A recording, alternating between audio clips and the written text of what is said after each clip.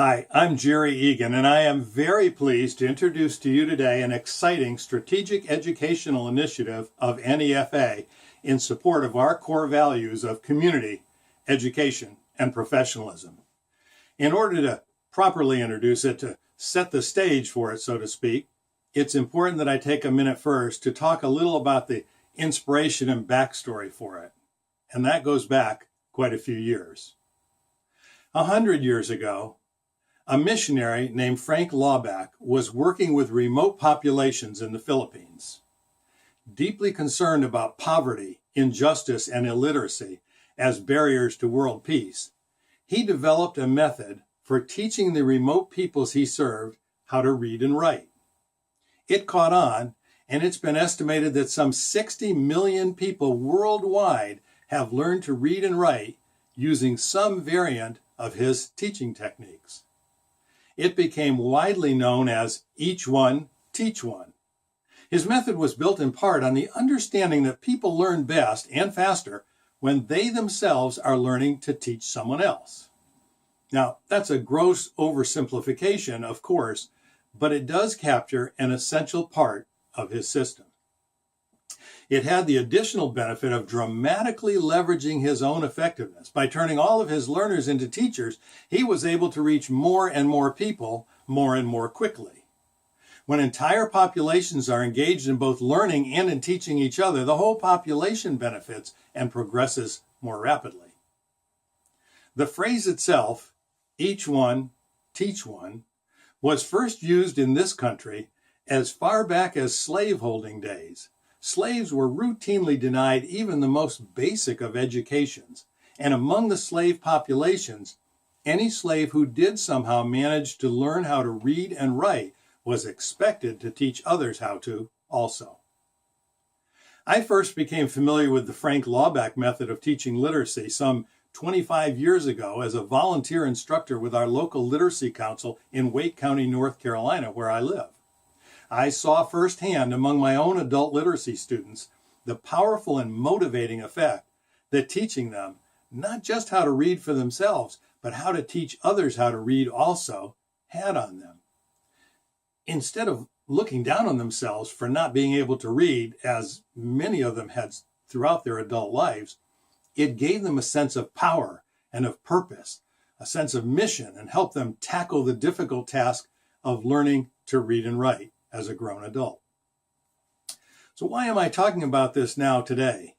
Because when I think of Frank Laubach and his learners/teachers, and of those poor African slaves working within their own populations among their peers, learning, but at the same time turning their own learning experience into something that builds their whole group up, that works towards something larger and more lasting than just themselves, I see in them the very embodiment of a living actualization of NEFA's core values of community, education, and professionalism. To Frank Laubach and his learner teachers, and to the African slaves in the early U.S., those wouldn't have been just words.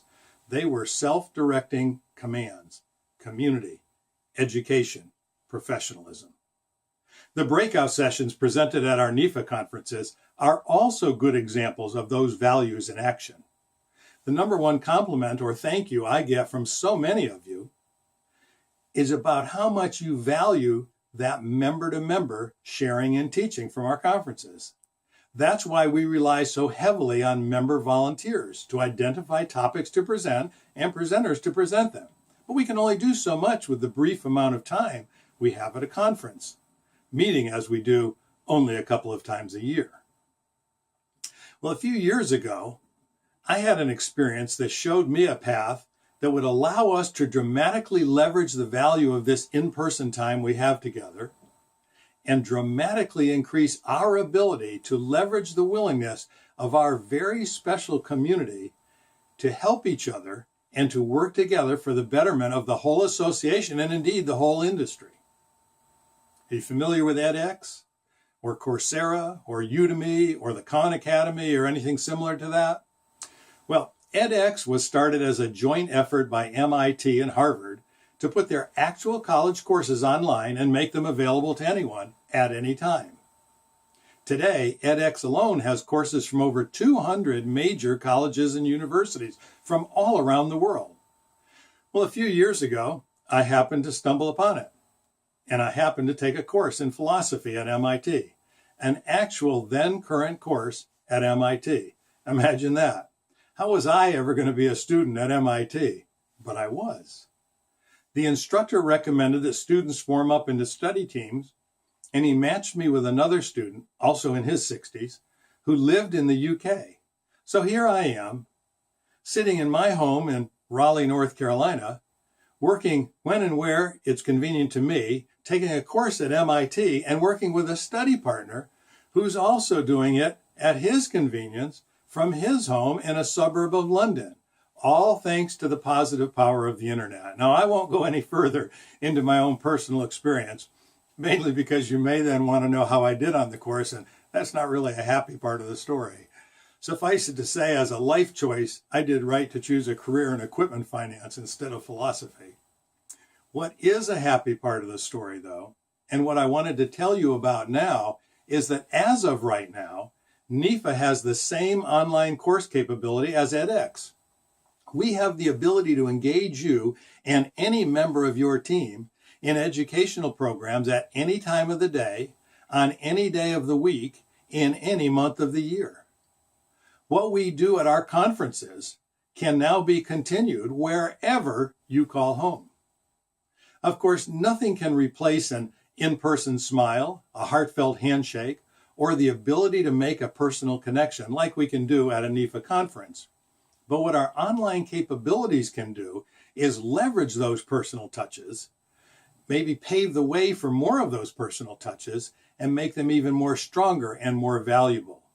So edX has over 200 colleges and universities contributing content to their platform. Where will our content come from? It will come from you.